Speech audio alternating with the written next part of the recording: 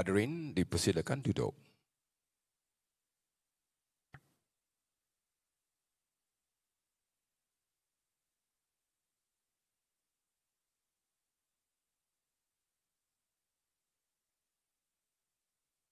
Menghadap Duli Yang Maha Mulia, Paduka Seri Sultan Perak Darul Ridwan, Sultan Nazrin Muizzuddin Shah, Ibni Almarhum Sultan Asdan Muizzuddin Shah Al-Maghfurullah.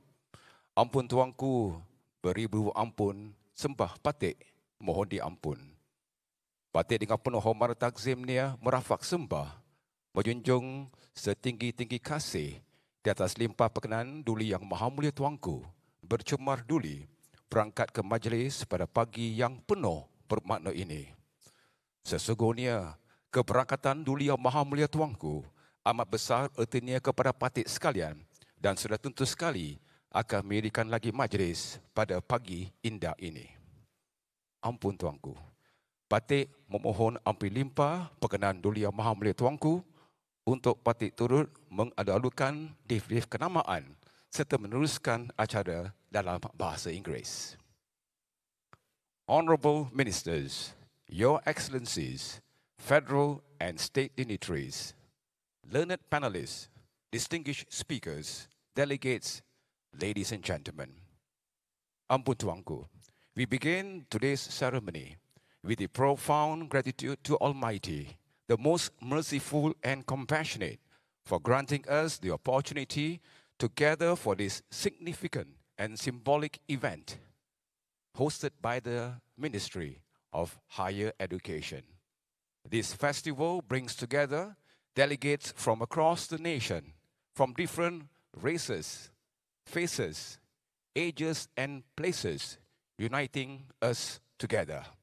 Selamat datang, 欢迎大家，早上好，各位宾，你们好。Assalamualaikum, saudara saudari, Sastrikal, Kopiwasian, Kotobian, and a warm welcome to the Festival of Ideas Putrajaya. Could you please offer yourself a big clap as an icebreaker this morning?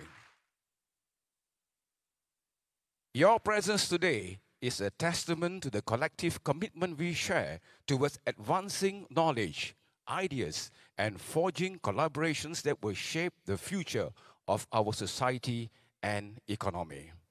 Ampun tuanku. To commence this ceremony with blessings from Almighty, we are deeply honored to have Encik Muhammad Amirul Firdaus bin Buang to seek His Royal Highness' pleasure to lead the recitation of the Doa. Encik Muhammad Amirul Firdaus, please.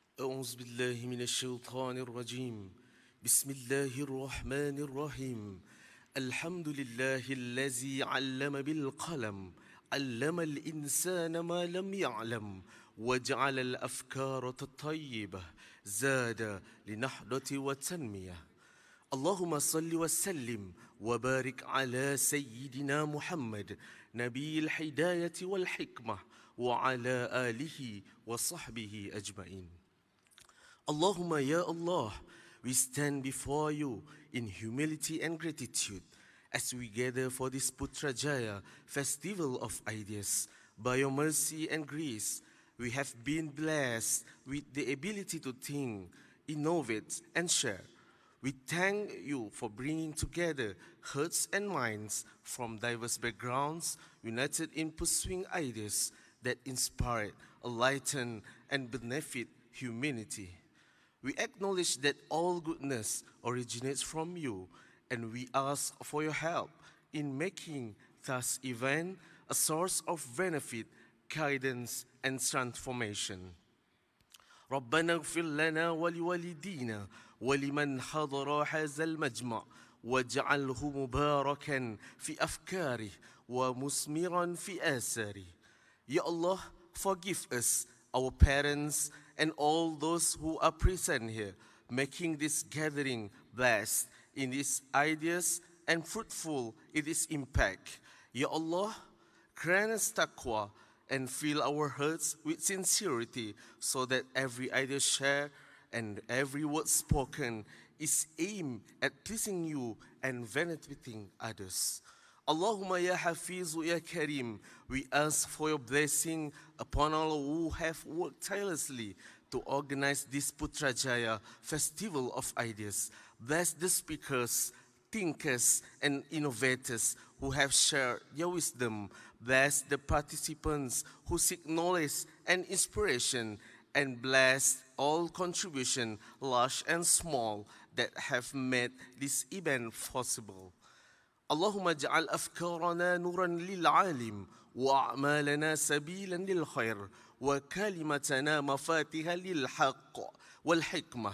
Ya Allah, make our ideas light for the world, our action a path to goodness, and our words keys to truth and wisdom. Make us humble in seeking knowledge and remind us that all wisdom belongs to you. Let us work together in harmony, free from arrogance, so that our ideas may reflect the nobility of our intention. As we present ideas for the betterment of society, let us not forget our duty to those in need.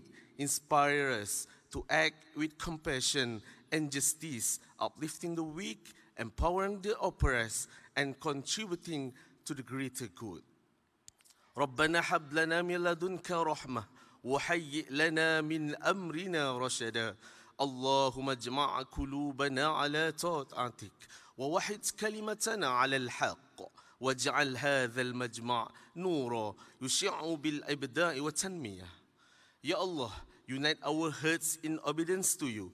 Unify our voice upon the truths and make this gathering a beacon of creativity and progress. Ya Allah, grant mercy, happiness, and sovereignty to His Royal Highness Sultan Nazrin Muizzuddin Shah, Ibni Almarhum Sultan Azlan Muhibbuddin Shah, Sultan of Perak Darul Rizwan, and Her Royal Highness Tuanku Zara Salim, Raja Pemaisuri of Perak Darul Rizwan, as well as the royal family and people of Malaysia. ربنا تقبل منا إنك أنت السميع العليم. ربنا آتنا في الدنيا حسنة وفي الآخرة حسنة وقنا عذاب النار. وصلى الله على سيدنا محمد وعلى آله وصحبه وسلم والحمد لله رب العالمين.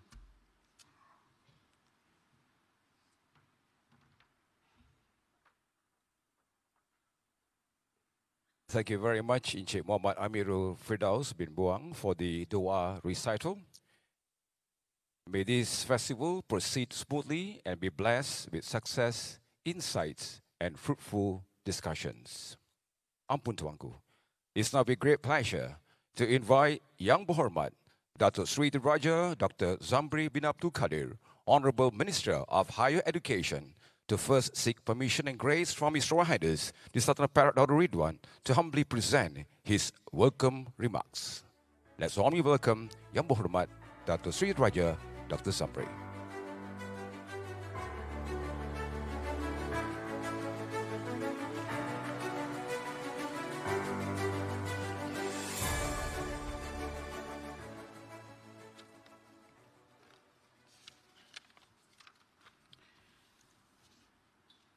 Bismillahirrahmanirrahim. Assalamualaikum warahmatullahi wabarakatuh. Menghadap Duli Yang Maha Mulia Paduka Seri Sultan Perak Darul Ridwan, Sultan Nazrin Muizzuddin Shah, Ibni Almarhum Sultan Azlan Muhibbuddin Shah Al-Maghfurullah. Ampun tuanku, beri berbuat ampun, sembah patik mohon diampun. Patik mulai kalam dengan mengangkat setinggi-tinggi kesyukuran kehadrat Allah Subhanahu wa taala kerana dengan berkat kebesaran dan keagungannya patik serta sekalian hadirin berdatang sembah menjunjung setinggi-tinggi kasih ke atas limpah perkenan Duli Yang Maha Mulia tuanku bercemar duli berangkat ke majlis Titah Diraja pada hari Jumaat yang mulia ini bagi bersempena dengan Festival Idea Putrajaya yang julung-julung kalinya diadakan dalam negara ini anjuran Kementerian Pendidikan Tinggi. Sesungguhnya, keberangkatan Duli Yang Maha Mulia Tuanku ke persada pentas keilmuan ini pastinya akan merangsang semangat dunia akademia dan membangun kesedaran masyarakat ilmuwan serta menginspirasi generasi muda mahasiswa-mahasiswi untuk membina tamadun ilmu dalam negara tercinta ini. Duli Yang Maha Mulia Tuanku yang sangat dihormati, atas kesarjanaan dan pemikiran baginda, pastinya titah bicara Duli Yang Maha Mulia Tuanku akan maudhu pemikiran semula tentang idea pembangunan atau rethinking development ideas bakal memberi ramuan terbaik buat negara menelusuri agenda pembangunan negara.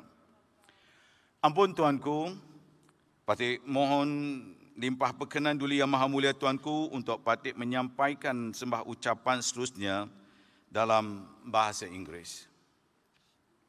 Excellencies, honorable and esteemed speakers, participants, students, ladies and gentlemen,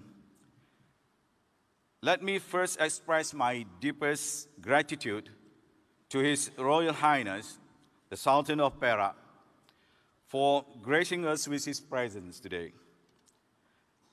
Your Royal Highness' unwavering commitment to education, sustainability, and intellectual advancements continues to inspire the nation and beyond.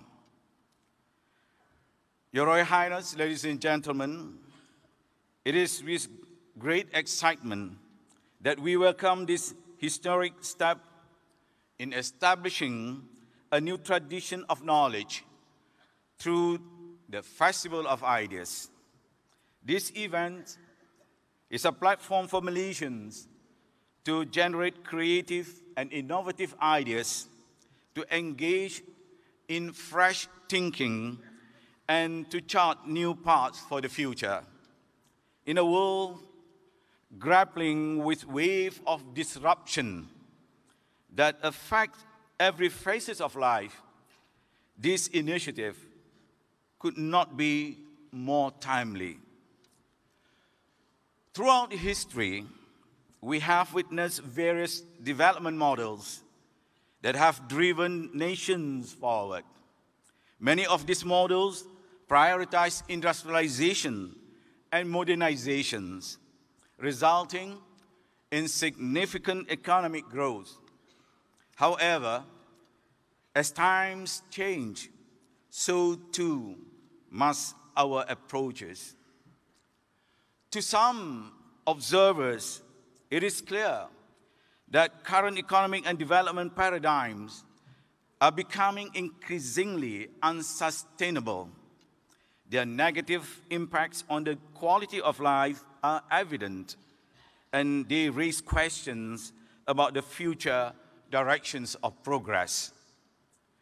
One of the critical issues is economic inequality, which arises from a growth-centric focus on GDP.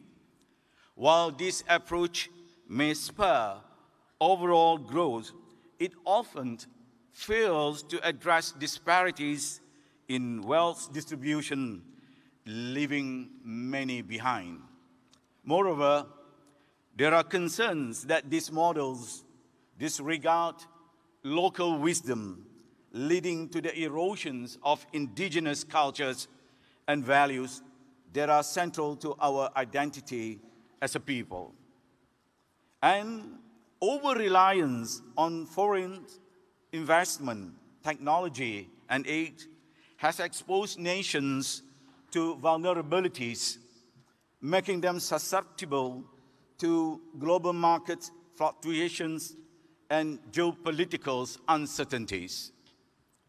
Your Royal Highness, ladies and gentlemen, in his seminal 2019 work, Striving for Inclusive Development from Pangkor to Modern Malaysian State. Thank you, Tuanku, for putting pangkors there.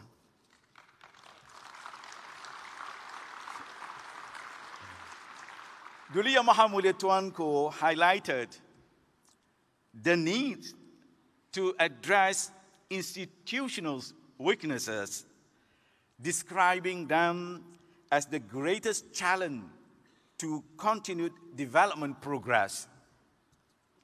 His Royal Highness further emphasized, quote, "The paramount challenge facing the country is that of becoming a cohesive society that offers all its citizens a voice, respects, and celebrates diversity, and places effective checks on those entrusted with power."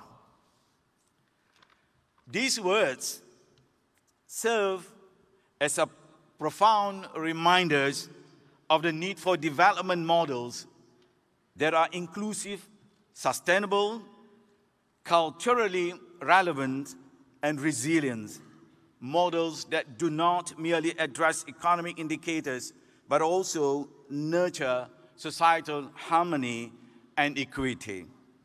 The Malaysia Madani vision embodies these principles. It represents a holistic approach to development, integrating sustainable growth, good governance, and cultural enrichment. At its core, it seeks to balance material advancement with spiritual and moral well-being. This vision is not just a policy framework, it is a commitment to building a society that thrives on both innovations and values. It is hoped that today's Titah Diraja and the discussions that follow will inspire fresh ideas and constructive dialogues. Let us work together to identify policies and development models that aligns with the aspirations of the Malaysia Madani. As we chart our path forward, let this festival mark the beginning of a new era, one where ideas are celebrated, creativity nurtured, and every Malaysian is empowered to contribute to the nation's progress. Ampun Tuanku, patut bagi pihak Kementerian Pendidikan Tinggi dengan penuh hormat ta'zimnya, merafak sembah, menjunjung setinggi-tinggi kasih di atas limpah perkenan Tuanku sudi bercemar duli berangkat ke majlis pada pagi ini. Patut sekalian mendoakan rahmat, taufik dan inayah agar duli Yang Maha Mulia Tuanku bersemayam di bawah lindungan Rabbul Jalil hendaknya. Semoga duli Yang Maha Mulia Tuanku dan duli Yang Maha Mulia Raja Permaisuri Perak Darul Ridwan serta seluruh kerabat diraja sentiasa mendapat perlindungan dari Allah Subhanahu wa taala, sihat walafiat serta dilimpahi rahmat dan nikmat, kesejahteraan, keimanan dan keberkatan. Patut menyusun 10 jari, mohon ampun dan maaf andai kata ada silap dan salah dalam tutur kata patut sewaktu menyampaikan persembahan ucapan aluan yang tidak seberapanya ini Tuanku. Patut menjunjung kasih Tuanku. Sekian, wabillahi taufiq wal hidayah. Assalamualaikum warahmatullahi wabarakatuh.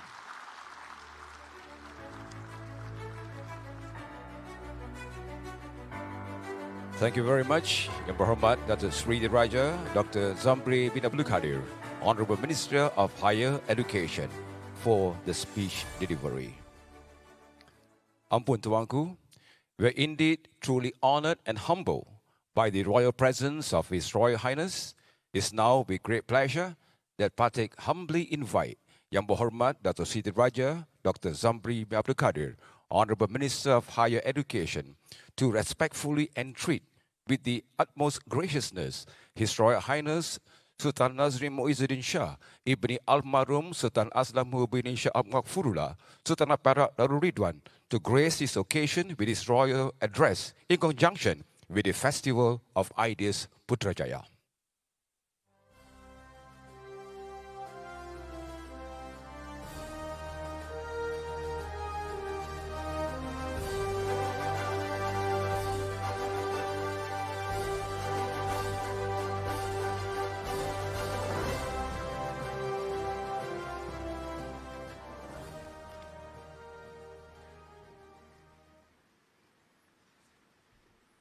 Bismillahirrahmanirrahim.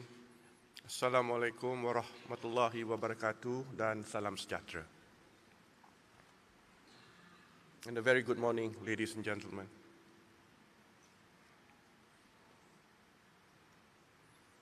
Our theme today is rethinking development ideas. And it strikes me that this festival is itself an inspired idea. Bringing together so many like-minded people, all united by the vision of a brighter future, is a surefire catalyst for innovation. Over the past 2 days, those of you gathered here have shared ideas and inspired one another to meet the challenges of tomorrow. I urge you to hold onto that renewed sense of purpose when you leave. For our world needs energized problem solvers now more than ever. Today's event is not, of course, the first in which development ideas are being discussed and reconsidered. Development thinking has itself evolved considerably over the years. When I was an undergraduate, the study of development was primarily the preserve of economists. Today, it is widely accepted that development is not and should not be confined to achieving economic targets only. The subject has become the focus of interdisciplinary scholarship, drawing on politics, geography, history, sociology, psychology, anthropology, medicine, and many others. This festival thus represents an important acknowledgement that development itself, as a concept and as a practice, can never stand still. It must constantly be reviewed, updated, and yes, broadened to meet the ever-changing needs of the present. What we want, what we aim for, is a concrete plan of how to secure a world that delivers prosperity and protects both people and the planet. And we have one. The United Nations Pact for the Future, approved recently by the UN General Assembly, provides a critical roadmap to guide global action. The pact was developed in response to the multiple existential crises facing humanity. It is ultimately a call to action to safeguard human dignity, eradicate poverty, restore the planet, and foster peace, based on the principles of sustainable development, human rights, and social equity. I will touch on some of these in my speech later. But I would first like to reflect on why these renewed development efforts are so crucial here and now in 2024. When we survey the state of the world today, one trend is all too clear. Progress can no longer be taken for granted. Our present era is marked by acute political, economic, and environmental uncertainties, with geopolitical tensions in some places erupting into outright war. World hunger is on the rise after years of falling, with undernourishment reaching levels not seen for over a decade. At national and global levels, the gap between the richest and the poorest is widening. Forced displacement is increasing at record rates, and civilian casualties in war are on an upward trend for the first time in years. Development appears to have lost momentum, especially following the COVID-19 pandemic. Meanwhile, human-induced climate change presents an ever-growing threat, with 1.7 billion people affected by extreme weather in the past decade alone, a figure that is only set to rise. This year is on track to be the hottest on record, a feat that will also inevitably soon be surpassed. These are sobering trends. They highlight the urgent need of events such as this one, which call on us to reevaluate our approaches to development. We all want to leave the world a better place. We dream of a future for our children and our grandchildren. But we can no longer take for granted that it will happen. Indeed, I may go so far as to say that humanity itself is under threat as we face multiple existential crises. We even have a new acronym to describe this state of affairs: VUCA, V-U-C-A, which stands for volatility, uncertainty, complexity, and ambiguity. But we must learn to navigate this new era of uncertainty. To do so effectively, we need innovative solutions to address our many existing global problems that are now being exacerbated by new and unprecedented challenges. I firmly believe that it is not too late to turn the tide and to overcome the environmental, economic, and humanitarian challenges that threaten our dream of progress. When I think of what humanity has accomplished in the course of its long history, of what Malaysia has achieved in the 67 short years since independence, I am filled with hope that we can reverse these worrying trends. But to do that, we must have the courage to act boldly, and we must find the political will to address some of our deeper-seated issues. Many of you gathered in this auditorium will have a much clearer sense than I do of what form that action must take.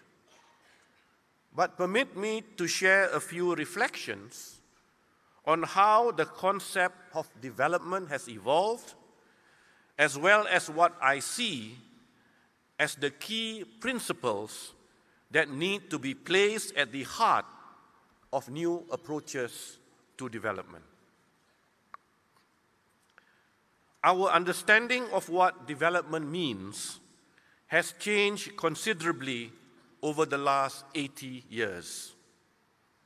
Development has traditionally been seen almost exclusively as an economic process in which countries advance from lower to higher income status. In this view, development was seen as a linear path towards modernization. The focus was on GDP growth, industrialization, and market expansion. This model of development has achieved considerable success and has lifted millions out of poverty. But it has also left behind a host of problems. These include widespread poverty amidst plenty, environmental degradation, rising inequality, and social exclusion. As a result, this traditional model of development has come under significant criticism.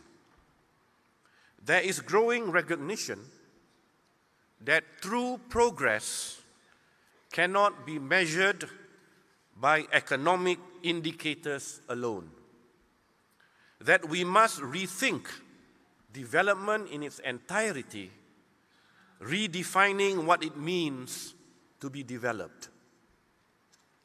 Many scholars and practitioners are calling for a broader understanding of development that goes beyond a narrow focus on economic growth, one that includes deeper issues of social justice, human well-being, ecological balance, and peace. In recent years, new approaches have emerged that seek to expand the scope of development. These acknowledge that traditional metrics are too narrow and do not capture the complexities of human well-being or ecological sustainability. New frameworks have been developed, including the Human Development Index of the United Nations Development Programme, which have helped to broaden our understanding of development to include access to healthcare, education, and political participation, and not just on income levels. One of the most significant conceptual shifts in development thinking has come from the idea of sustainability, a term defined in 1987 by the Brundtland Commission as, and I quote, "development that meets the needs of the present without compromising the ability of future generations to meet their own needs," unquote. It has been popularized by the United Nations Sustainable Development Agenda and the 17 Sustainable Development Goals. Its proponents maintain that as well as economic growth, we must focus on creating a regenerative economy, one that heals rather than harms the environment. This entails transitioning to renewable energy, reducing carbon emissions, protecting biodiversity, and fostering circular economies. The SDGs represent a radical shift away from traditional models of development, integrating economic, social, and environmental considerations into a unified framework. They recognize that poverty, inequality, and environmental degradation are interconnected, and that all three must be addressed concurrently. Progress on the SDGs, however, has been mixed, with some regions of the world performing better than others. The 2024 Sustainable Development Report notes that just 16% of the SDG targets are currently on track to be met globally by 2030, with the remaining 84% showing little progress, or even more worryingly, the reverse. This has raised questions as to whether the SDGs, as currently framed, can still help us meet the challenges of our time.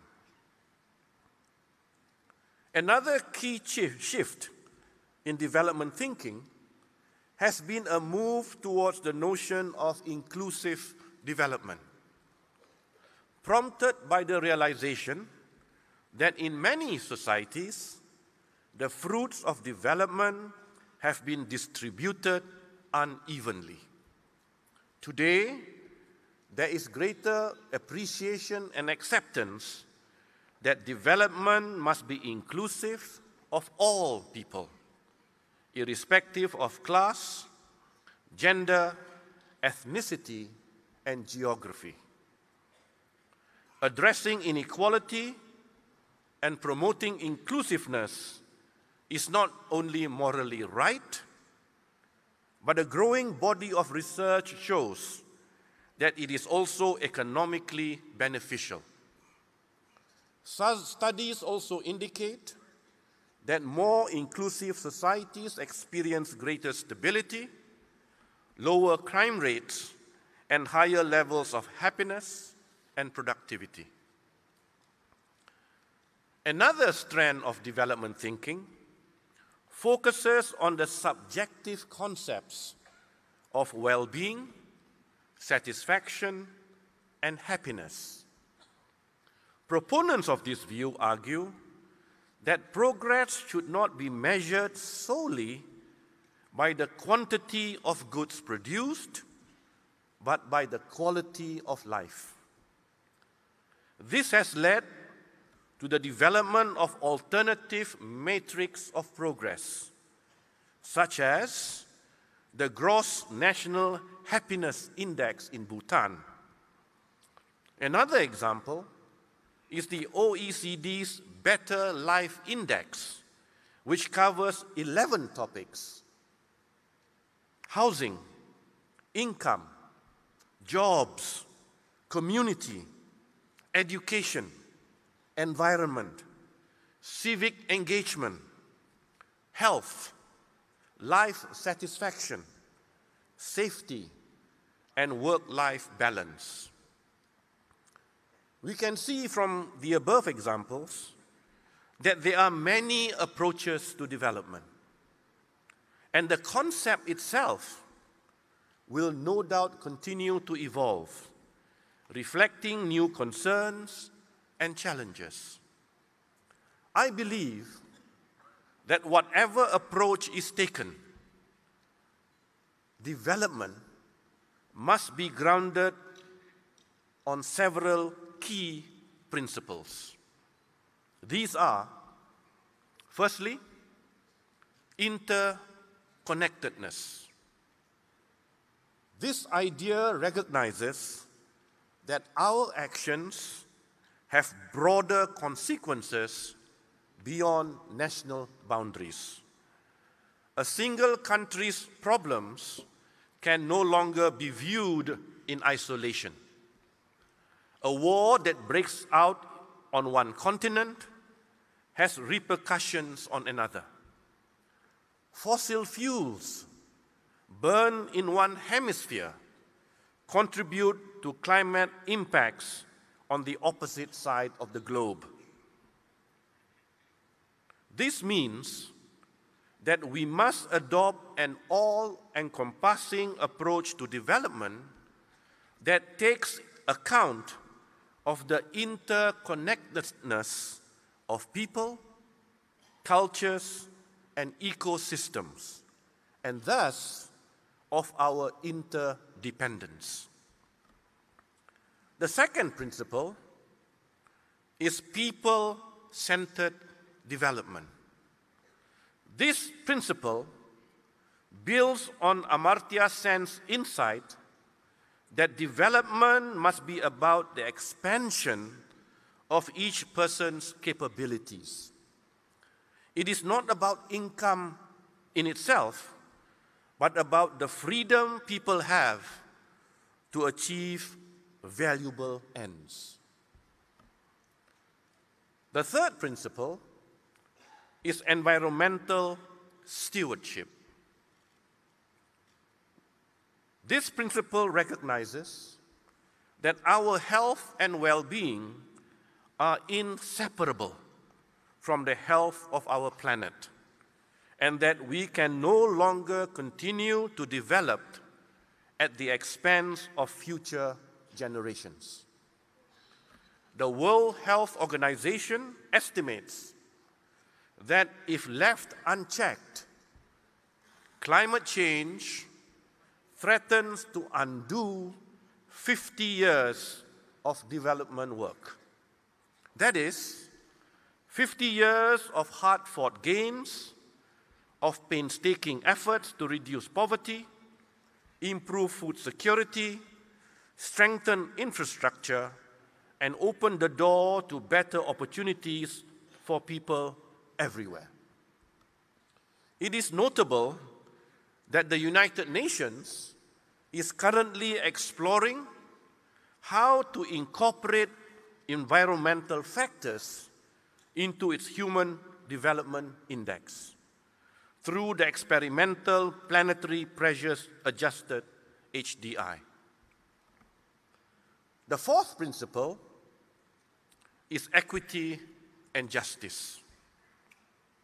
Development must be about achieving social and economic justice, with all people, regardless of background, able to access opportunities and resources.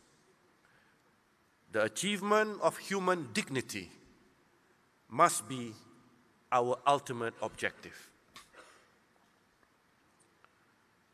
But then the question arises, how do we move from aspirations to solutions? There is no simple answer. And it is particularly challenging for those countries already struggling to develop out of poverty to have to do so while simultaneously working to reduce carbon emissions and prevent the destruction of natural habitats. This indeed was the root of the frustrations expressed at the conclusion of the COP29 summit last week. Grievances arise as those countries which formerly prospered at the expense of the planet are just not taking enough responsibility for undoing the damage. Pledges from the richer countries of only $300 billion a year of public funds up to 2035 fall far short of the developing countries' estimated needs of $1.2 trillion a year. And it is the poorest who have contributed the least to climate change who are the worst affected. There is a growing sense that some parts of the world are being let down as well as being left behind. This disappointment reflects the broader structural issues with our international organizations. Almost 80 years after World War II ended, it is surely past time to reform the global institutions that were set up during and just after it. The United Nations, the World Bank, and the International Monetary Fund all continue to function based on the same outdated rules of global governance that were developed then. But while the geopolitical and economic environment have changed since 1945, and we now live in a multipolar world, these historical and unrepresentative governance structures remain. Far-reaching reforms must be made to the United Nations and the international financial institutions so they can meet today's globally interconnected challenges.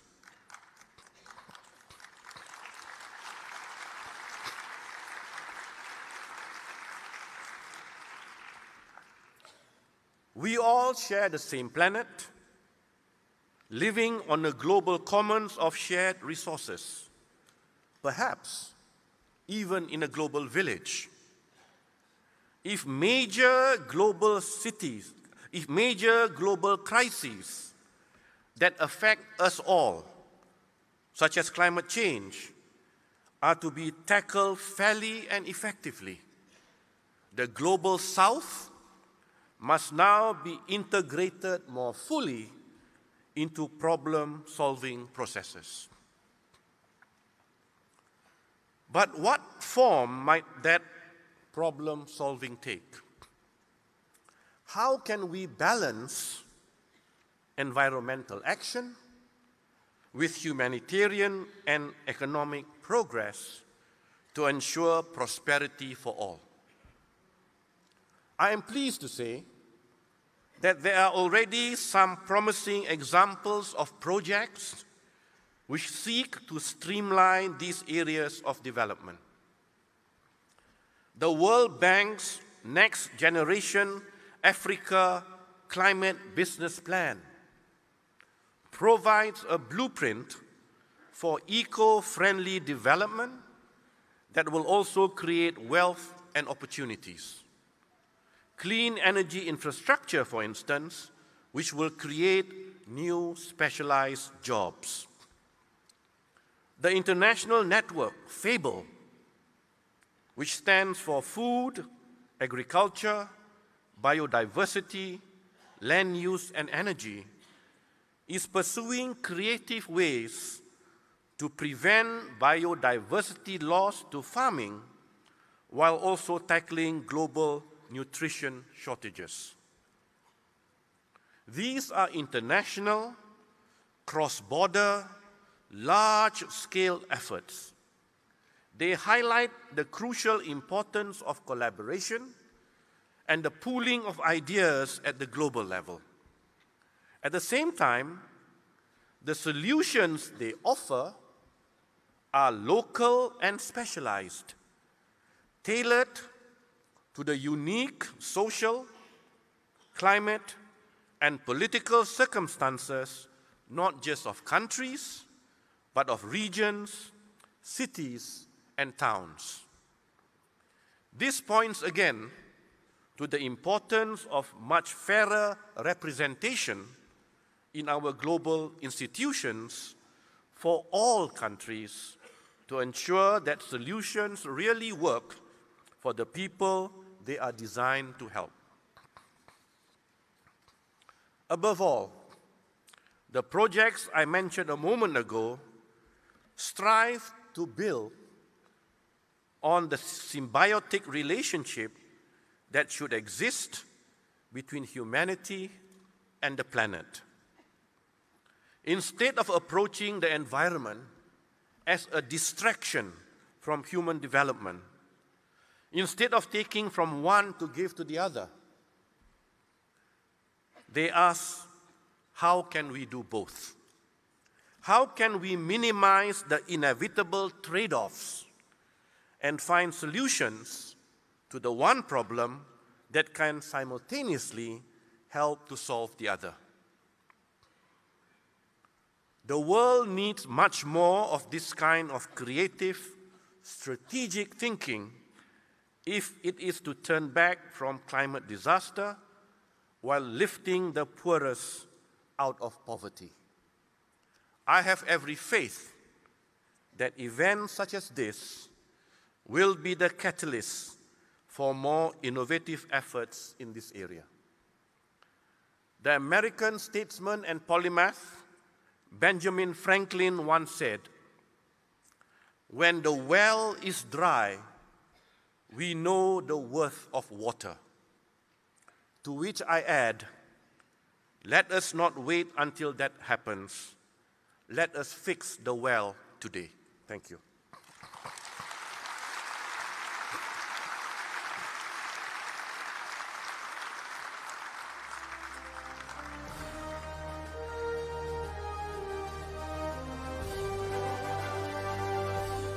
Thank you very much, Your Royal Highness.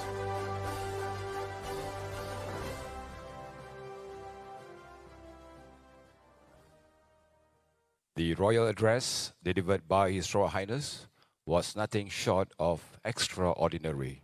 His insights, vision and focus have not only captivated the audience, but also sparked a profound sense of inspiration.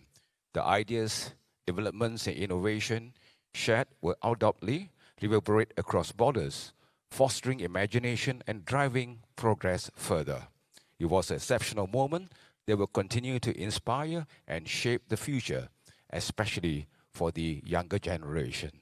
Let's once again offer another applause for His Royal Highness.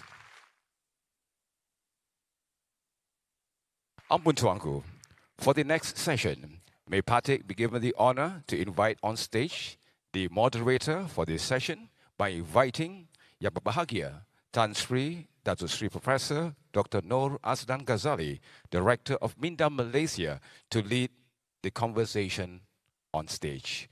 We also like to extend a warm invitation to the esteemed panel of distinguished and learned speakers to take their seats on stage.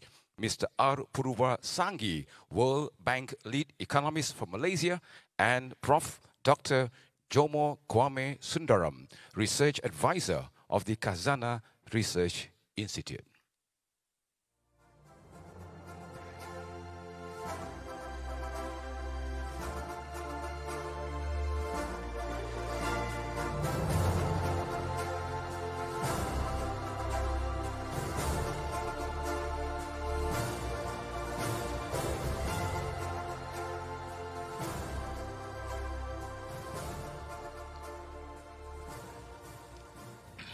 Patik now humbly pass the session to the moderator, Yang Berbahagia Tan Sri Datuk Sri Professor Dr. Noor Azlan Ghazali, with the topic entitled Rethinking Development Ideas. Bismillahirrahmanirrahim. Assalamualaikum warahmatullahi taala wabarakatuh. Ampun tuanku, His Royal Highness Sultan Nazrin Muizzuddin Shah, Ibni Almarhum Sultan Azlan Muhibbuddin Shah, Al-Maghfurullah Sultan of Perak Darul Rizwan. With Royal Highness' kind permission, Patik humbly seek to proceed with the opening of this conversation. Ampun tuanku. Yang berhormat Datuk Sri Diraja, Minister of Higher Education, Deputy Minister, distinguished guests, and all participants this morning. Indeed, we are here today in this conversation forum is about fixing the well. Before we proceed, let me introduce to you the two distinguished speakers, both on my right side, on my left side.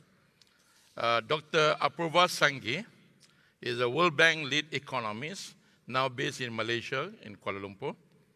He was along with the World Bank since 2000, stationed in Moscow, Nairobi, and several East African countries, including Kenya, Rwanda, Uganda, and also Dr. Apurva led the World Bank's Global Economic Growth Cluster.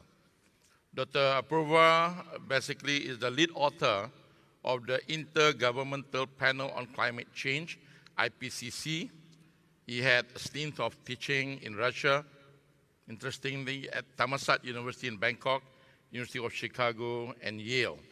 And Dr. Apurva had a PhD from a very prestigious university, University of Chicago, with economics and climate change together in your dissertation. So welcome to this conversation. Thank you, Nazrin.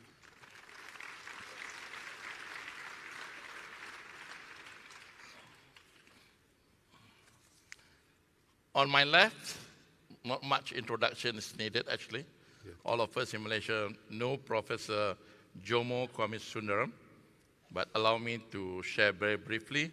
Professor Jomo currently is a senior advisor at Khazanah Research Institute. He's also a visiting fellow and the initiative of Policy Dialogue, Columbia University, and visiting professor at the International Islamic University. Prof. Jomo sat on the Economic Action Council and also one of the 5 member council of eminent persons when Tun Mahathir get into the premiership for the 2nd time. He was long a professor of University of Malaya, founder chair of International Development Economic Associate. But more interestingly, at the end of it, Duli Yang Muhammad Tangku mentioned about reforms of the World Bank on my right and the left. Prof. Jomo was UN Assistant Secretary General for Economic Development and also was Assistant Director General for Economic Development and Social Development, Food and Agriculture of the United Nations. So, and Prof. Jomo received Vasily Leontief Prize for advancing the frontiers of economic thoughts. So, this is a conversation. It is not a forum, because myself also probably will get into debate with the 2 gentlemen on my side. I think Tonku has basically described the need to broaden the definitions of development. In Malaysia, probably out of Vision 2020, we all look at being a high-income economy. But high-income economy probably not necessarily developed. I don't know. I need to know the views of the 2 speakers here. Now, let me bring the subject to the very basic part of development. I would like to get, maybe Dr. Atrubrov can start first. What is development from your point of view? Or how do we assess whether a country developed or not? What are the major elements that we need to pay attention to in order to assure that the growth that we are creating are also making the country a better developed in a sense? And probably you can touch a bit, what do you think of Malaysia now after 60+ years of independence? Over to you. Thank you. Thank you, Tansi Professor. A pleasure to be here. Congratulations to the organizers and for the invite. You gave a very kind introduction. Let me just tell you that my introduction, I typically introduce myself as a walking economy. You know why? Because my hairline is in recession. My stomach's a victim of inflation. And together that puts me in a Great Depression. So, that's my self-introduction. But one thing I'd like to say is that it's such a delight to see so many young people in the audience. So I really, really appreciate that. So Tansi Professor, you asked me what is development. So I grew up in a middle-class family in India. In the 1970s and 80s, India was a poor, closed-off economy. And I was perpetually sick as a child because of dirty water, unhygienic situations, sanitation, etc. I suffered from living with power cuts, sometimes with no power at all. My parents struggled to provide me with a decent education. And it wasn't until the Big Bang reforms of the 1990s that I, like millions of Indians, reaped the benefits of liberal development. And that's when I also realized that India's mixed economy of the 70s and 80s was really a mixed-up economy. And that sparked my interest in economics. So the point is, for me, development, first and foremost, is a personal journey. Second, development is about progress. Now, despite all the flaws that GDP as an indicator contains, if you look at aggregate GDP per capita for humanity at large over the last 2,000 years, it was flat for 1,800 years. And it was only in the last 200 years that living standards as measured by GDP per capita increased, and increased by how much? By 12-fold. And this despite the population, the global population, growing by 7 or 8-fold. So this is something to keep in mind. Poverty, 200 years ago, 4 in 5 people lived in extreme poverty. Today it is 1 in 5. So we cannot deny the incessant march towards progress. So GDP is about progress. In fact, every single person in this room today lives better and longer lives than, say, the Chinese emperors whose average lifespan was 42 years, or the ancient pharaohs who, many of them, died at an early age. You know why? Because of bad teeth. That's right, because of periodontal diseases such as abscesses and cavities, and despite their wealth, they did not have the cure. So be nice to your dentist next time you see them, yeah? Anyway, the point is that development is about progress. And third, development is about experimentation. Development, to me, in my 25 years of experience in the World Bank, I've seen is a game of snakes and ladders. And there is no cut, copy, and paste formula. It's about experimenting, it's about innovating, it's about learning from your mistakes, learning from others. So it's a constant game of innovation. There is no blueprint. The World Bank does not have a blueprint. It's about learning from others. For example, Peru, a small country like Peru, devotes his budget, part of his budget, to ministries to innovate and fail. And the Ministry of Education in 2014 or 2015 there took that up, and as a result, increased its education PISA scores. So development is about progress, and I think it bears repeating the point that Tuanku has made so eloquently, that economists do not have a monopoly over development. Why? Simply because development is multifaceted. It's about arts, culture, heritage, about local knowledge, as Datuk Sri Zamri had noted in his address. It's about freedom of assembly, speech, choice, etc., etc. So it is not a domain of just economists. Now, Tansi, on your second question, you referred to high income. Now, let me tell you, I was in Africa for about 3-4 years, and it was amazing to me. This was much before I knew I would come to Malaysia, how so many Africans would discuss with me, oh, how did Malaysia reach where it is? How come in just 50, 60 years of development, Malaysia is where it is? And the Africans, at least in the countries I worked in, are struggling to deal with the problems that Malaysia dealt with and solved successfully many decades ago. So Malaysia, in many ways, is a paragon of development. It diversified from a rural agrarian economy to what it is today, lifting millions out of poverty. So I think every Malaysian should be rightly proud of that. Thank you. Now, today, Malaysia wants to become a high-income state, but there are risks. According to our calculations, Malaysia will reach high income in 4 or 5 years, but high income, as you said, is not high development. The first risk is the risk of reversal. Another former country of mine, Russia, and if you think of Argentina, Venezuela, these are countries that were high income, but they slipped to middle income. Why? Because they did not have strong enough institutions. So that's point number one, and a lesson learned from Malaysia. Point number two, the other risk is that when we forecast Malaysia's reaching high income, it will become high income on the back of only a handful of states and FTs, federal territories, just 4 or 5. That runs the risk of people saying, why do I live in a rich country when I am poor? So if you think of Sarawak, according to our classification, is high income, but it has a poverty rate of almost 11%. On the other hand, Perlis is not high income, but it has a poverty rate of only 4%.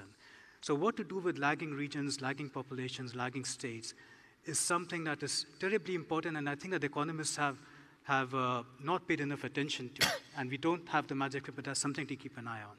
And third, no country has become high income while reducing carbon emissions. So the challenge for Malaysia is that how does Malaysia go to high income without a risk of reversal in a sustainable and inclusive manner?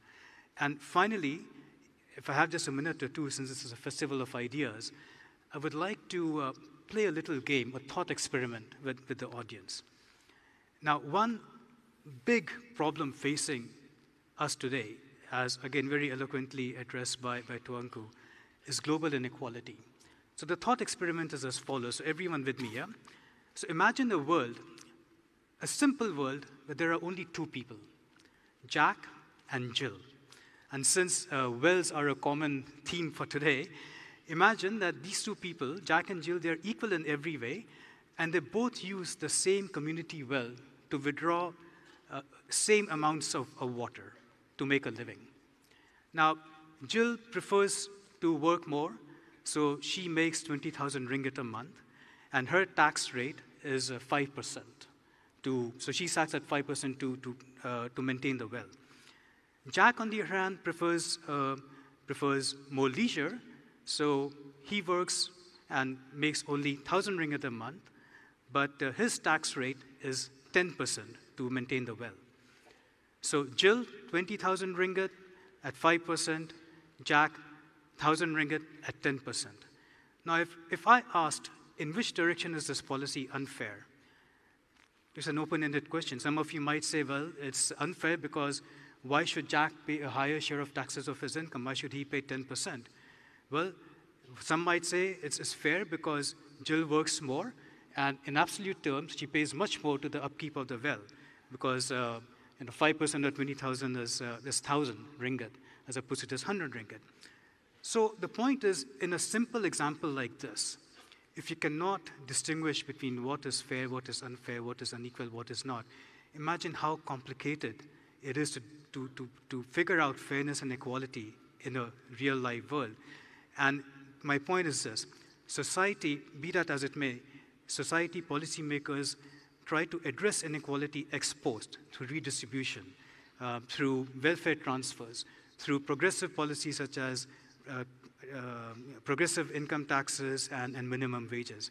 Now, progressive policies have a place, but the problem is, while they are redistributive, they're not efficient. So what I talk about is pre-distribution, which is about fixing inequality at the source. So if you look at Malaysia, the fact that 14% of children are underweight, 14% are stunted, 22% are underweight, and 40% of Malaysian children at the age of 10 cannot read or write.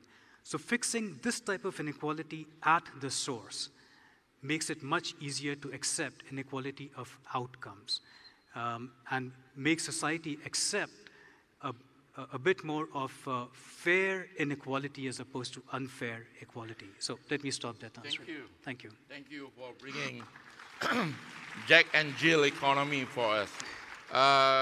Apurva mentioned about Sarawak. I remember about a few months back, there's a statement says that Sarawak is a high-income state. Then the whole nation, I receive a lot of text messaging asking me, is that really true? Then economists like me will say that it depends. Because if you measure per capita, Sarawak is very high. If you measure on median income, Sarawak is very low. So be careful with economies like us. We tend to, the numbers have a different meaning under different contexts. Now, Prof. Jomo, you are in Malaysia for a lot longer than Apurva. We had Vision 2020, now we had all these Madani kind of things, the economy Madani that aims at various dimensions of economic as well as societal development. On the same ground, what is development to you? I think the whole nation is looking a lot more into achieving a high-income state. Is that satisfying for Malaysia to be a developed nation? Thank you very much, Tan Sri, and thank you to the organizers for kindly inviting me to join you today. I think we had a very erudite and wide-ranging opening speech by His Royal Highness. And I think it's very important for us to recognize it for what it is. It doesn't just deal with development, narrowly speaking. Let's remember that he spoke about a range of things, including the very conditions for development. And in these very troubling times which we live in today, it's important for us to recognize that peace is a sine qua non for development. You cannot have development to speak of without having the basic condition of peace. So and this affects us in very, very profound ways. A few months ago, the European Parliament passed a resolution committing 30% of its, 0.3% of its income to the war in Ukraine. Okay? Now consider that most of the ODA commitments made by the rich countries in 1969 have not been met, have never been met. And they have gone down from about 0.36% to 0.29% at its lowest point. In the recent period, we have seen the World Bank, for example, has noted that the number of poor people in the world has actually increased. Not only during the pandemic period, but since then as well. And this is due to the fact that we have a world in stagnation due to the unnecessary raising of interest rates during the period to deal with what is essentially a supply-side disruption which has caused the slowing of the world economy, but we are trying to solve it through demand-side measures to reduce spending as well as investment. This is the kind of problematic thinking that people can cite, can pull out any trick from the bag of tricks to tell you and justify what is happening. So we have a situation right now in the world where, you know, the development norms of the earlier period are now just being thrown. Nobody believes now in promoting free trade. There's not been a single free trade agreement pushed anywhere in the world for quite a long time, for well over a decade. The World Trade Organization's dispute settlement mechanism cannot function because the US has refused to allow the appointment of judges for that to function. So a definition of development, I'm not sure it takes us very far. I mean, everybody knows that the word develop is almost the antithesis of envelope. Okay? When you develop, you bring out the potential which is there. When you envelop, you close it up. Okay? And so we have development, but what does it tell us? It tells us very little, and this is why I refer to His Highness's speech earlier, because in many ways he anticipated your question, your original question to Dr. Sanghi. And this, I think, is very important. We are now at a stage where the understanding of development has been significantly raised, including in this forum, by the speech we had earlier. So what does it mean? Yes, undoubtedly, we have had two very, very impressive growth decades. During the 1970s, growth decade, and it's very important for us to emphasize that the 1970s saw tremendous growth, because there is the usual caricature that when government gets more involved, you subvert growth. In fact, what happened during the 1970s is the acceleration of growth during that period. What we saw subsequently, of course, is from the late 1980s to the time of the Asian financial crisis, another decade of growth. In that case, it was due to a variety of factors, which I don't have time to get into right now, but I think it's very important to recognize that the most significant improvement of the human condition in Malaysia actually has happened during the 1970s rather than in the subsequent period. And this came about due to various modest achievements. Let me emphasize, for example, that during the 1960s, actually, the late Dato' Tan Sri Muhammad Said, who was a medical doctor, who later became Menteri Besar of Negeri Sembilan. Dr. Muhammad Said, together with his wife, were serving in the government, and they developed something very simple, low cost, and that was the introduction of the Bidan Kampung. The Bidan Kampung significantly reduced the infant mortality as well as maternal mortality. But today, Malaysian population is more than 80% urban, and we have a great deal of malnutrition in urban areas, which we don't address. The highest incidence, for example, it's not a particularly good example from what I was arguing earlier, but the highest incidence of obesity in this country, as well as the highest incidence of diabetes, actually is here in Putrajaya. Okay? So we have a certain elevation of human conditions, and no one is denying that because we've had tremendous growth, but how has that actually improved the human condition? And I think we need to begin to think about those things. So growth and development, well, they look the same, but they are not actually exactly the same. I mean, is growth an assurance of development? I think there is a sense in which growth is normative, and this is what was emphasized in the speech earlier. And there are normative things. For example, Tuanku emphasized the role of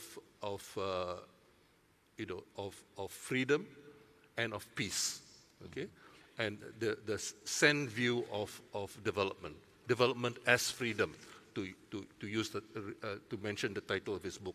That is actually crucial, because it's a development of human capabilities, including that view of development is not something which is widespread in the profession. So it's a particular view which comes from sense ethics as well, which does not necessarily follow from sense economics, okay, although he has integrated it in a very robust way, in my view, but not everybody would agree.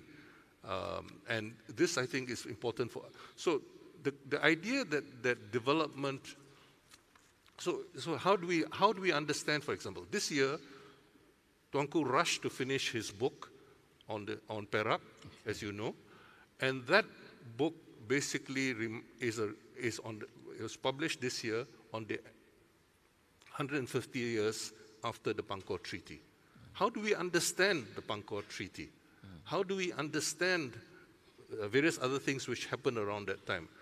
I think we need to have a robust understanding of our economic history. And this, I think, has been lacking. This has been offered by various people.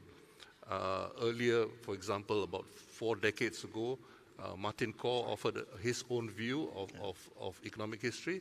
But the same thing happened, and Tuanku did so in his first book, I think, around 2016. So what we do need really is a concrete understanding and a historical appreciation of development rather than a definition in the abstract. And one of the problems of definitions in the abstract is that, and this comes from the word development as well, that you begin to realize potential which is there. And so why did the Bangkok Treaty happen first? Because, as we know, there was the American Civil War, the increase in the demand for tin, because there was the first war ever fought where you had tin food and huge increase in demand for tin. But a very important thing was the conclusion of the Larut War, okay, the Larut War. And the conclusion of the Larut War, interestingly enough, of course, the first capital of Perak for administrative purposes was, of course, Taiping. And Taiping was, of course, the site of this, but the very word Taiping is the great peace. Okay, it's a reminder of the conclusion of the Larut War, but it's also a reminder and harks back, is an echo of the Taiping Rebellion in China. So I think we really need, you know, I don't like to keep on referring to Tuanku's speech, but he urged us to look at a variety of things and rather look at it narrowly, look at development narrowly as an economic phenomenon. Thank you. You mentioned Taiping, that's my hometown. Okay. I didn't know that. But Istana Lon Jaafar is where I play football when I was very young. We don't know it is a palace actually. So thank you. I mean, Tunku did mention in the royal address about the needs for us to relook, review, updated the way we do development. There are a lot of changes. I mean, the geopolitical tensions out there, the change in the societal priority in life, and many other, even the foundations of what brings growth to the economy. Now, with these all changes, I mean, these meetings of ours is about ideas. Maybe, Dr. Apurva, what's your idea about the new things of doing development? In Malaysia, I don't know if many of you agree that development somehow very associated with the 5-year Malaysia plan. Now we recently, I heard that Kementerian Economy is embarking on the 13th Malaysia plan. Should we continue planning in that way? What would be a new approach if you have? What are the priorities? What probably some of the major changes that Malaysia needs to adopt? All right, so let me, many questions there, so let me unpack them. So since you talked about planning. So this is a riddle I like playing with audiences. And everyone just play with me, yeah? Yeah. So imagine there are 3 birds sitting on a branch. 3 birds sitting on a branch, and 2 of them decide to fly away. How many are left? Now, it's a trick question, so don't feel bad, but most people would say 1, right? But the point I make is the answer is still 3. Because remember, the question was 3 birds decide to fly away, how many are left? The answer is still 3 because there's a difference between deciding and doing. So while planning is important, implementing those plans is equally, if not much more important. And from my 3 years of experience in Malaysia and the World Bank's longer experience, implementation is one place where Malaysia stumbles. So paying attention to implementation, the details, becomes really important. But zooming out, Professor Tan Sri, since you spoke about the global environment and what new approaches for Malaysia, let me just dwell on that a bit. Now, I'm sure almost everyone here must have heard of Elvis Presley, the rock star, at least people of a certain generation. Now, Elvis once sang a famous song, Suspicious Mind, and it goes like, you know, we are caught in a trap. We're caught in a trap. We can't get out, right? Oh, now, I think you get it, Mike. Now, if Elvis were alive today, he wouldn't be singing we are caught in a trap. He would be singing we are caught in a low growth, low investment, low cooperation trap. Okay, and let me elaborate on these 3. Low growth. So Professor Jomo mentioned about the decline in growth. If you look at the first decade of this century, so 2000 to 2010, global growth was roughly about 3.5%. If you look at the following decade, it was about 4.5%. If you look at the following decade, it fell by 1 full percentage point down to 3.4, 3.5%. Look at the current decade, it's going to most likely settle up at 2.5%. So each consecutive decade, you've lost 1 full percentage point of growth. And this has massive implications for our desire, all the things that Tuanku mentioned in his speech, for a desire to fight off climate change, to bring more inequality, to decrease debt burdens around the world, and so on and so forth, right? So low growth comes from there. Low investment, well, COVID, interest rate cycles, they really battered investment world over. And also, not just that, also the growing uncertainty, Tuanku mentioned VUCA, doesn't help because investors lose confidence when they cannot have long-term economic stability. And we are headed towards a much more volatile world. And the third, low cooperation. Now, if you look at trade restrictions that were there in place about 15, 16 years ago, globally we counted there were about 500 trade restrictions. You fast forward today, you know the number of trade restrictions? They are 3,000. So the number of trade restrictions have increased 6 times, and most of them, by the way, imposed, Professor Joma would like this, most of them imposed by rich countries or G20 countries, right? So trade protectionism on the rise. So this lowers trust, lowers cooperation, and obviously affects Malaysia that otherwise was exporting to openly predictable global markets. So what does this mean for Malaysia? What are the new ideas that Malaysia can tap into? Now, when I talk to people and I give talks, et cetera, so on and so forth, a lot of people talk about, well, drivers of growth for Malaysia, given this complex, uncertain environment we are in. It's semiconductors, it's commodities, it's about deepening regional trade, so on and so forth. I agree. But I believe there are 3 untapped growth drivers, underutilized growth drivers that Malaysia is not fully exploiting. And I'll just end with briefly talking about these 3. So the first is sub-national. I call them the 3 S's. Subnational, services, and sustainability. So the first is subnational. Now, many countries around the world, including neighboring Philippines and Indonesia, have benefited hugely from fiscal decentralization.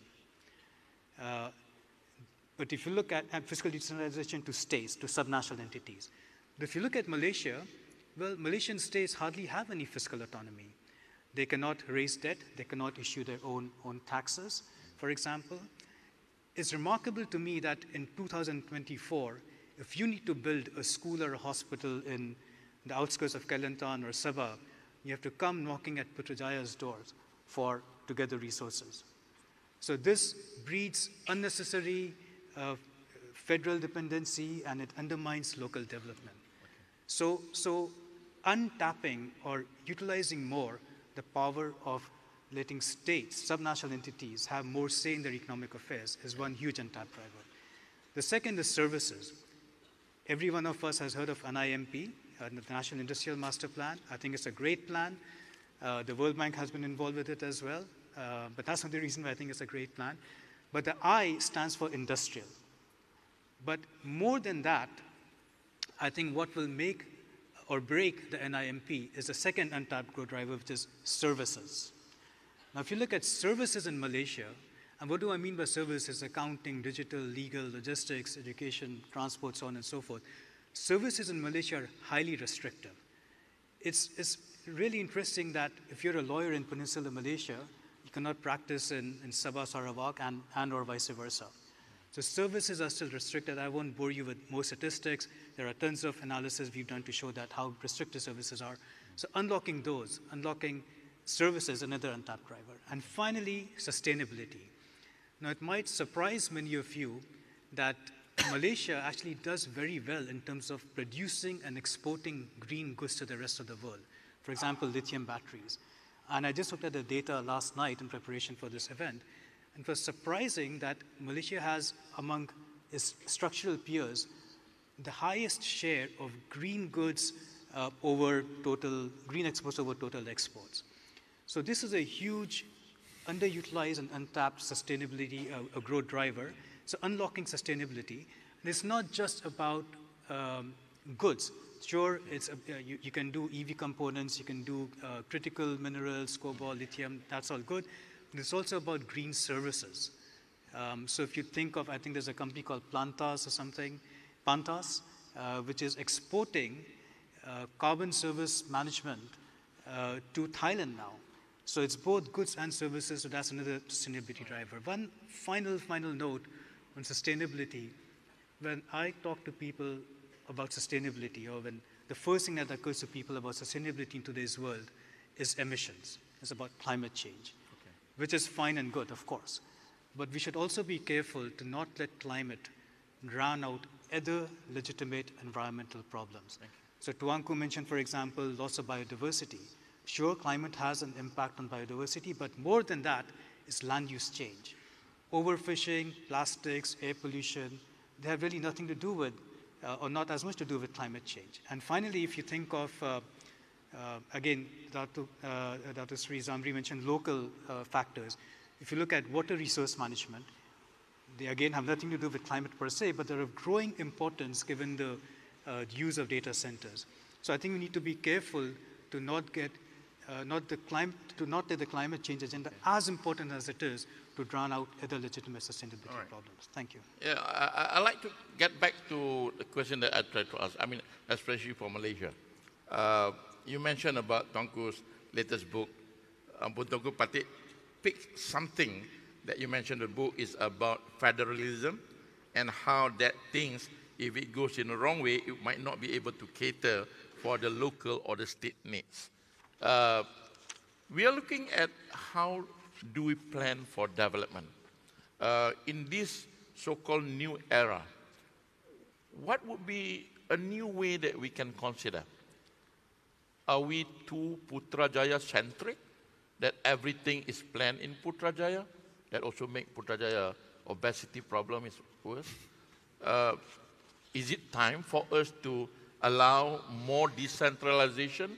People were talking about local problem, local solutions. People were talking about, I think in economy Madani, we are talking about whole of nation approach. So what's your take on how do we plan development for Malaysia? Tan Sri, you raised a question earlier about Sarawak being a high-income state. Per capita wise. Yeah. I remember about 30 years ago, the same thing was said about Terengganu. After the discovery of oil, suddenly Terengganu became a high-income state compared to Kelantan, which continued to remain a low-income state. I think this is the problem of the law of averages, right? Yeah. Averages can conceal a great deal, especially when looking at the kind of data which you use. Now, coming back to your question, I think one of the problems may be a question of centralization, but there is a problem. You know, our country is a relatively small country, physically and otherwise. So having a great deal of decentralization is not necessarily in our best interest. Okay, we certainly do not want to over-centralize, but at the same time, I don't think that's the most serious problem which we have. There is a need to be equitable, to be fair in terms of the distribution and ensuring that the poorer states are not left behind.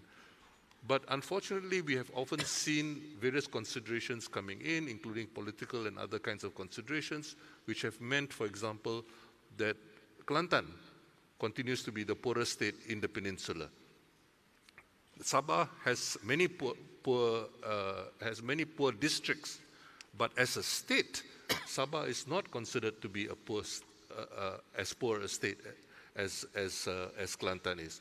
So we have, you know, I think it's very important for us to look at this. And part of the reason is, let's look at, going back to Kelantan, one of the issues raised earlier is the question of water. Okay? Kelantan has got at least 3 problems with water. One being one of the first Malay states to be developed. You have the development of urban Kota Baru, the center of Kota Baru, which continues to have very poor sanitation facilities. Now, this is a historical problem and it should have been addressed, but unfortunately, it has not been addressed. Okay? And then we had a con job where you have a company going in ostensibly to solve the sanitation problem and actually taking the wastewater and dumping it into the river. Okay?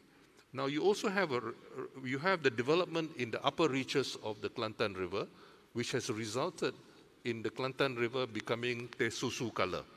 Okay? And you know, and it affects the water supply in Kelantan. So the Kelantanese often, when they open the taps, the quality of the water leaves a lot to be desired. Now, when about 30 years ago, when some of these things were being discussed, the considered bill for solving the problems was somewhere in the region of about $1 billion. Okay? Today, the last time I heard a discussion about this, we are talking between 8 to 12 billion. Okay? Now, what we see is obviously a need for what Albert Hirschman would call a big push. If earlier investments were made, we would have many of these problems solved. Similarly, for those of us who have been involved in the whole climate financing debate, we have been advocating for early a big push on climate so that you can lower the climate financing requirements over the longer term, okay? Through solving some of the problems, not only through mitigation.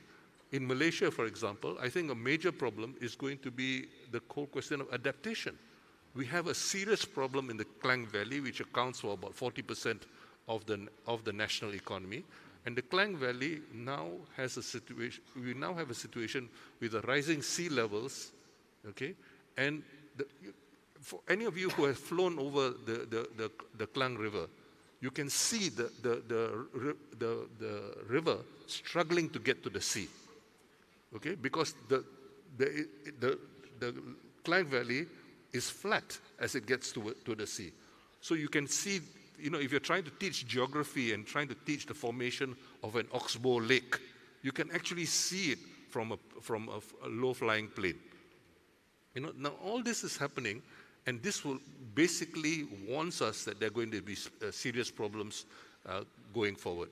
We got a wake-up call a few years ago when there was a serious flooding problem, but in that case it was partly due to sluice gates and so on.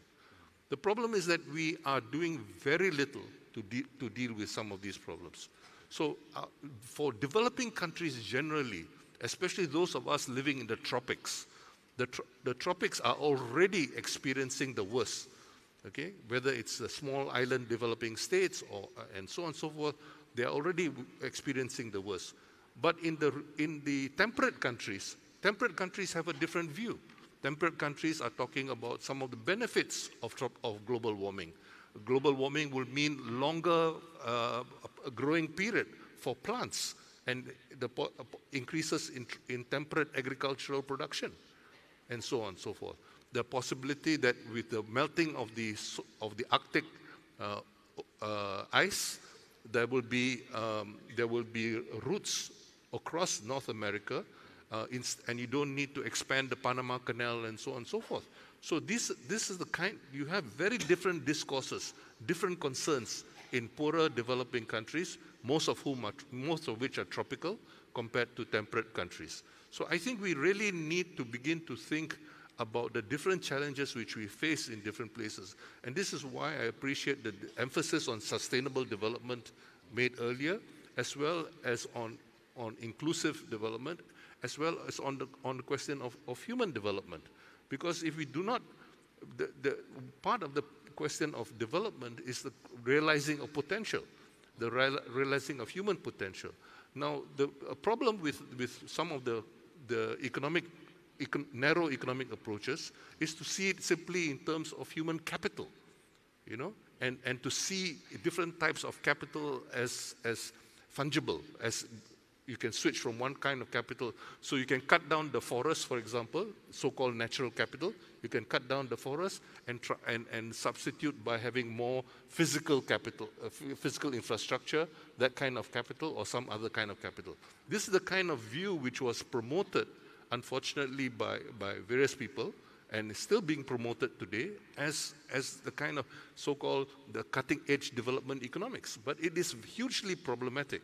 So we need to challenge the question of the way we think about economics and the kind of bookkeeping which is being done in terms of how we measure the whole progress and the development. Thank you. There are several themes of development which is universal. It applies to everywhere in all countries. But I think you are raising on the need to be very contextual. Like the case of Kelantan, many other states have different priorities and so on. Time is not on our side, but I don't want to miss the opportunity of putting a tougher question to both of you. Because Tuanku mentioned at the end the need to reform global institutions, which is World Bank and UN. In short, what is that need to be reformed at the World Bank?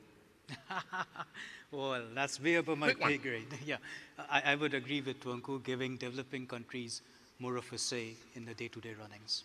That's it. Okay. How about you spending time at UN, Prof. Jomo? What do you think that the UN need to prioritize in their reforms? I think the UN is really not in a position to do very much on the development front. For all intents and purposes, the UN is basically serves as an institution where views are collected, and particularly in the UN General Assembly, in the second committee especially, you have a number of discussions and debates which are very important debates, but the ability to get things done does not rest with the UN. And one should remember that the World Bank and the International Monetary Fund were set up as part of the UN. The first conference in 1944, even before the UN itself was set up, was called the United Nations Conference. The Bretton Woods Conference was officially called the United Nations Conference because all this was seen in a fairly comprehensive and integrated fashion. But what we have seen is that the World Bank and the IMF now have a governance of their own, where it's not one person, one vote, or one nation, one vote, but rather $1, one vote. And even though the size of these economies are diminishing as a share of the world economy, they continue to jealously hold on to their privileges. So the vote of say, the United States, for example, continues to retain 17%, which is enough for a veto in the IMF, but it does not allow, it's enough for a veto, so you cannot bring about reforms. And so the fund is and what we often find is that although developing countries have some voice, they do not have any real decision-making power. And when there have been exceptional leaders in the bank which have tried to be different, they have often not survived for very long. And also we find that you have problems such as, for example, the last previous president of the bank basically promoting this idea of going from billions to trillions, emphasizing the financial constraint, but that became a means by which you promoted borrowing. So many developing countries are now facing serious problems servicing their debt precisely because interest rates have gone up unnecessarily because of the West's priorities. And what we see is that more and more countries, more and more developing countries are facing severe debt problems, debt distress. And in any case, they are unable to invest in development, sustainable development, as well as in, for example, doing much more on the climate front. Okay. $1, one vote has to go away with that. I would like to thank the two gentlemen. For one thing, we want to make sure ideas matters, but doing it is probably the next thing that we need to consider. Among economists, sorry to say this, sometimes we talk about no action, talk only, or the OIC. Thank you very much to Dr. Apurva and also Prof. Jomo for your insightful discussion. On behalf of the organizer, Ministry of Higher Education and the organizing community, I would like to extend our esteemed gratitude to His Royal Highness Paduka Sri Sultan Perak Darul Rizwan for sharing a keynote address, a royal keynote address for all of us. Thank you to all distinguished panelists and also to all guests, ladies and gentlemen in the audience. There are a lot of students in the hall as well, and we look forward to meet you again. As PM mentioned yesterday that there will be another Festival of Ideas next year, inshallah. Thank you very much. Ampun Tuanku, we have listened attentively to the renowned and esteemed speakers sharing their invaluable insights, wisdom and thoughts with us today, guided by the very experienced and learned moderators. May Patik invite the panel speakers to kindly return back to your respective seats. Thank you very much. Once again, let's offer the biggest applause to Yang Berbahagia Tan Sri Datuk Sri Professor Dr. Noor Azlan Ghazali, Director of Minda Malaysia, together with the two panel of distinguished speakers, Mr. Apurva Sanghi, World Bank Lead Economist for Malaysia, and Professor Dr. Jomo Kwame Sundaram, Research Advisor of the Khazanah Research Institute.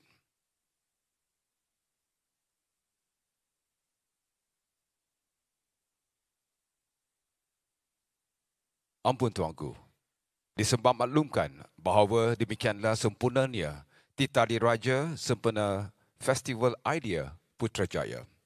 Patut bagi pihak penganjur sekali lagi merafak sembah, menjunjung setinggi kasih di atas limpah perkenan Duli Yang Maha Mulia Tuanku bercemar duli berangkat ke majlis pada hari ini dan patut memohon keizinan untuk mengakhirinya. Ampun Tuanku, beri debu ampun sembah patut mohon diampun. Keberangkatan Duli Yang Maha Mulia pada Kesuri Sultan Perak Darul Ridwan diiringi Yang Berhormat Menteri Pendidikan Tinggi serta Div-Div Kenamaan.